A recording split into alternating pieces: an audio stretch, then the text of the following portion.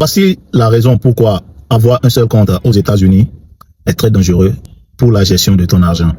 Si tu vis aux États-Unis et que tout ton argent est dans un seul compte, tu es soit en train de perdre le contrôle de ton argent, ou soit tu es en train de perdre déjà de l'argent sans le savoir. La vérité, c'est que la vie aux États-Unis ne te permet pas d'avoir un seul compte. Et je vais t'expliquer pourquoi c'est vraiment dangereux.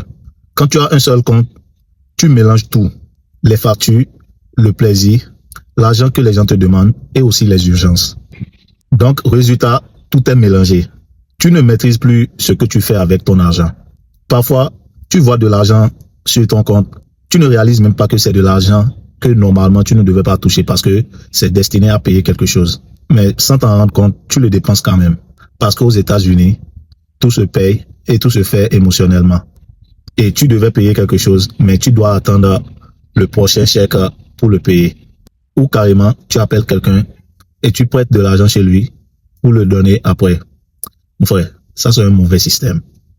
Alors, laisse-moi te dire un système qui va marcher pour toi et combien de comptes tu peux avoir pour établir un bon système qui marchera pour toi. Combien de comptes tu as besoin? Tu as besoin de 4 comptes. Et laisse-moi m'expliquer.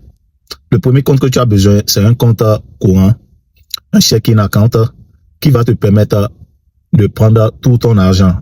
Je suis sûr que tu as déjà un compte maintenant. Si tu as déjà un compte, tu peux utiliser ce compte pour prendre tout ton argent. C'est dans ce compte que tu laisseras l'argent pour payer tes factures, pour payer le loyer, pour payer ton téléphone, pour payer ton assurance, tout ce que tu payes comme un bill, tu laisses ça dans ce compte. Et c'est dans cet account aussi que tu reçois ton chèque.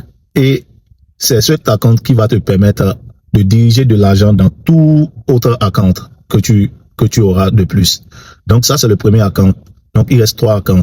Le deuxième account, c'est un account check-in encore. Et c'est ce compte qui est un compte check-in aussi, mais c'est un compte check-in pour tes dépenses personnelles.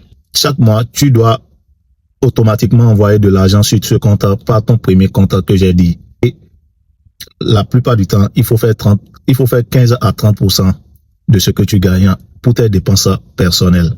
Ça, c'est le compte numéro 2.